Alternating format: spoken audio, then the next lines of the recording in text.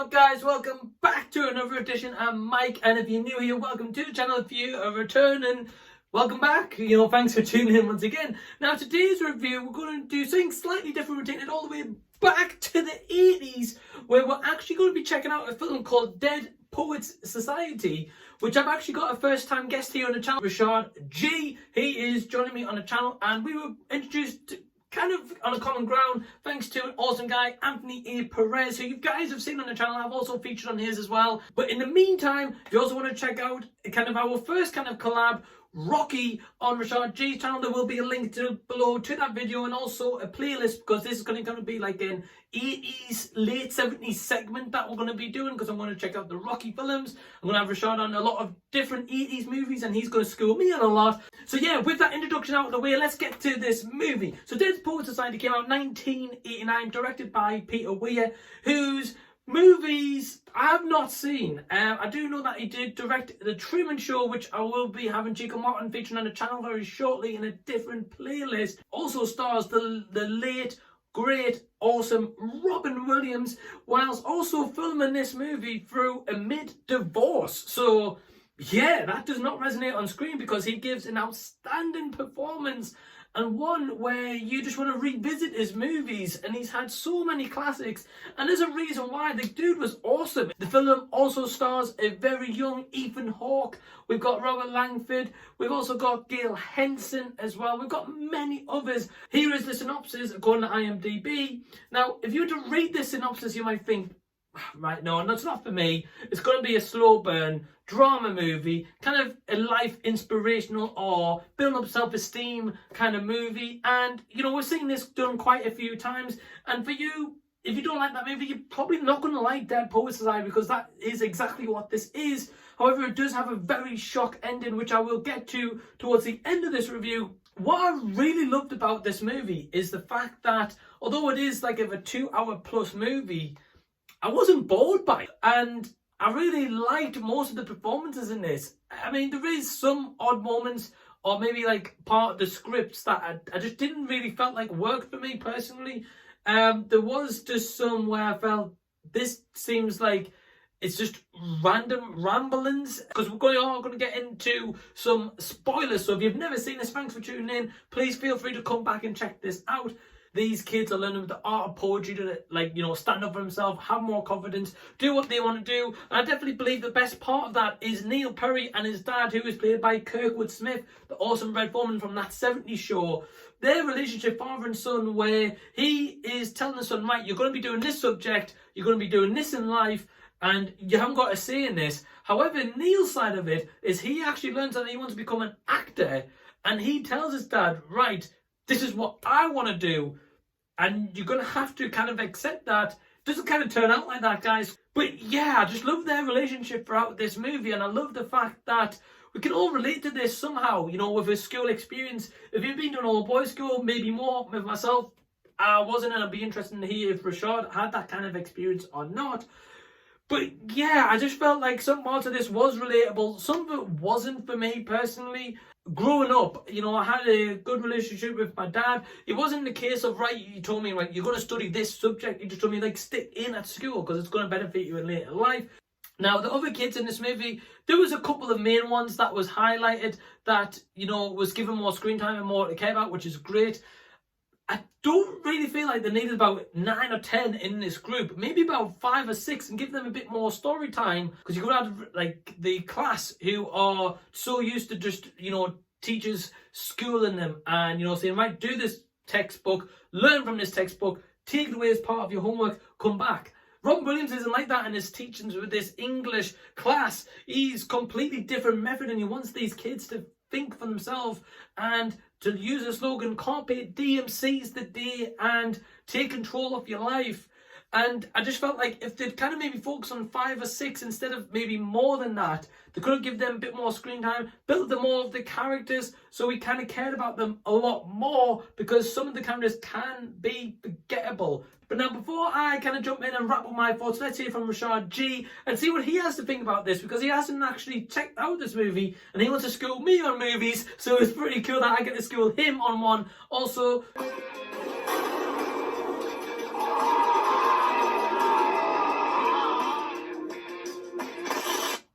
so this is a first.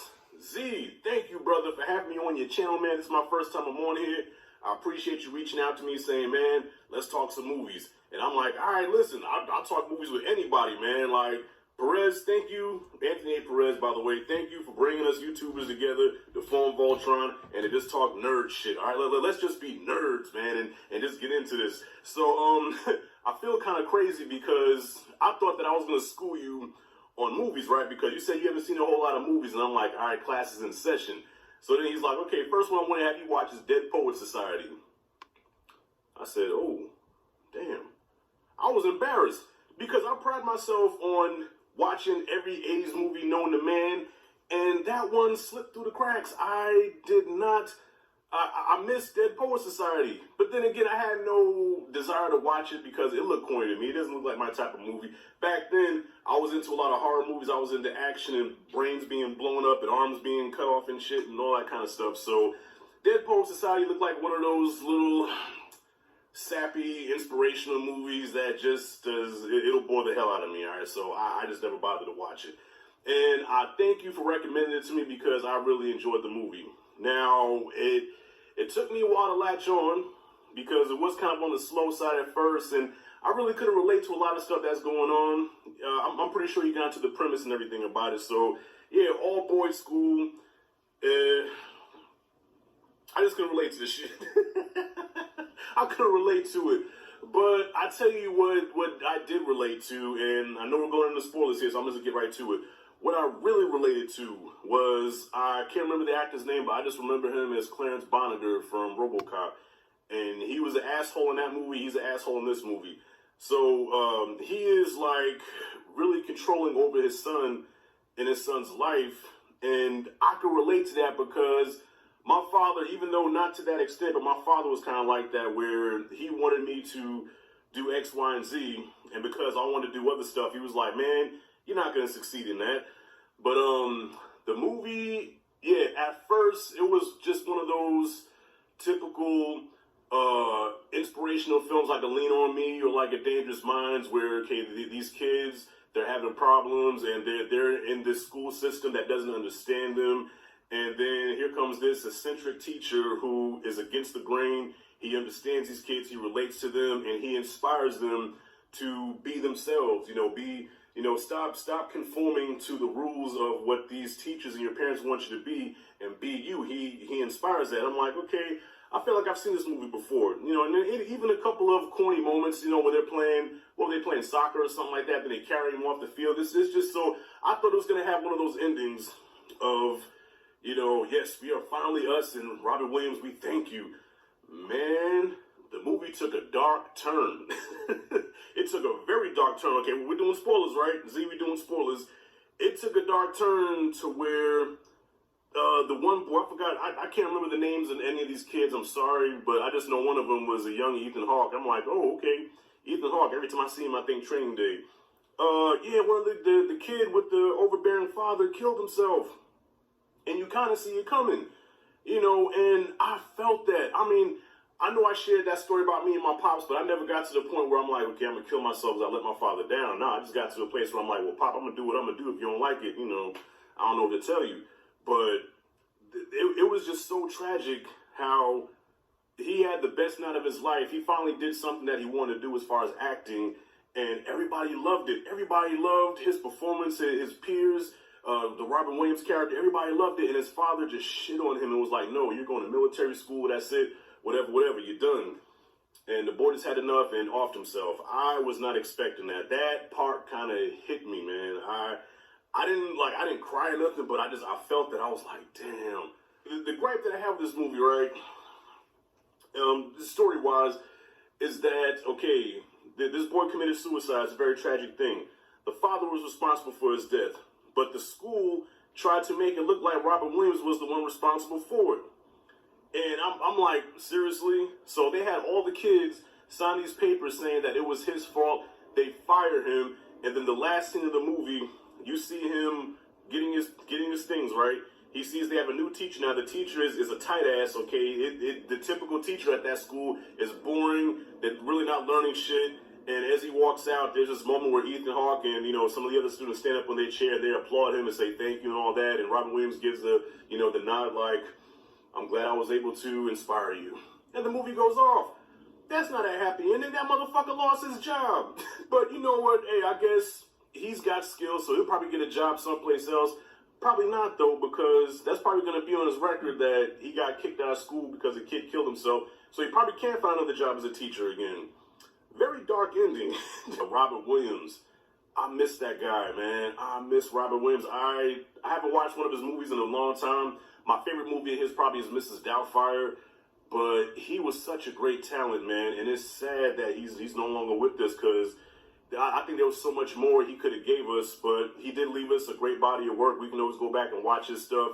And I don't know if he got nominated for this movie, but if he didn't, shame on the Academy because I thought that he did a very good job here. Wrapping it up, y'all, I'm gonna give Dead Poet Society a B-. You know, and once again, man, thank you for having me in this video, Z, because I've never seen it, so now I can say I could put Dead Poet Society in my 80s collection of movies that I've seen. So thank you, bro. I look forward to doing more of these with you, and I think you're supposed to be doing Rocky on my channel, so I look forward to having you watch the Rocky movies. You said you've never seen them. Oh, it's on. It's on like a pot of neck bones. All right. So anyways, the floor is back to you, man. What do you got for Dead Poet Society? Man, it's so awesome hearing about your kind of firstly experience with you and your dad and how that kind of benefited you kind of going forward into now. And it's just so cool to hear your thoughts that you actually liked this movie as well, because I was kind of dreading picking this movie out for both of us that we hadn't seen. It was really cool to hear from Rashad and his thoughts on this movie and that he actually liked this as well. In terms of the ending that Rashad mentioned, because I've got to touch on this. Now, a lot of people that I read up on was kind of thrown or kind of disagreed with the ending of this movie. Personally, I would say I'm on Rashad's side as such. In terms of Neil and the decision that he takes, I was shocked. I did not see that coming. I thought, right, he was going to maybe get up during the middle of the night, confront his dad and say, like, right, Dad, I'm not going to military school. I'm going to do this. But it didn't go that way. I was really shocked by this. But I will give credit to Peter Weir having the kind of the chops to make that decision and give us that sort of ending in this movie. And I really respect that a lot. I do agree with the fact, however, is Robin Williams got the blame for this. And the school kind of wanted him out and to blame him, so it didn't affect the kids. And I completely get the fact that these kids are only young and they've got a big future ahead of us. And he's got a job as an English teacher. He can maybe go back to his girlfriend in London, because we don't really get touched on that. We just get kind of like him looking at a photo as such in the movie. We don't get a lot of that storyline. So you could kind of do that. But at the same time, as Rashad said, if he gets fired with that on his record, is his school really going to take him in again and say, right, here's a job, let's go make another kid maybe commit suicide, or maybe make multiple kids possibly commit suicide? Personally, I don't believe he should have got the blame for this, because yeah, although he's saying to them, right, you know, carpe diem, seize the day and all that, it wasn't his fault at the end of the day. He didn't say, right, form this club, Dead Poet Society, this is what I did back in the day. Yeah, I think he kind of likes the fact that they did do that and learn more about poetry and that kind of like openness in their own lives. I think he really liked that. But I don't think he should have got the blame overall for what happened, because technically he wasn't involved in that. He said, right, go speak to your dad, go tell him how you feel. And it's very hard to talk about the ending, because I personally liked it to a sense. I don't agree with it fully, but some people might think, right, well, actually, that was the right ending for whatever reason. And it's good, because if this film can make you talk about that, then it's definitely going to want to be one that you want to watch again and discuss. But yeah, guys, overall, love this movie. My score for this is... So yeah, if you've seen Dead Poet Society, leave a comment below and tell me exactly what you thought of this movie. If you haven't seen this movie, then definitely go check it out. It's worth a watch, because I'd like to hear what your thoughts are on the ending of this as well. Please give the video a big thumbs up and subscribe to the channel if you already haven't. And once again, a massive thank you to Rashad G for appearing for the first time on this channel. Looking forward to having him back. I believe we're going to be doing the film Alligator, I believe. So we'll have to wait and see. But yeah, guys, thanks for tuning in. And this has been the Z Review, and I'll be seeing you later.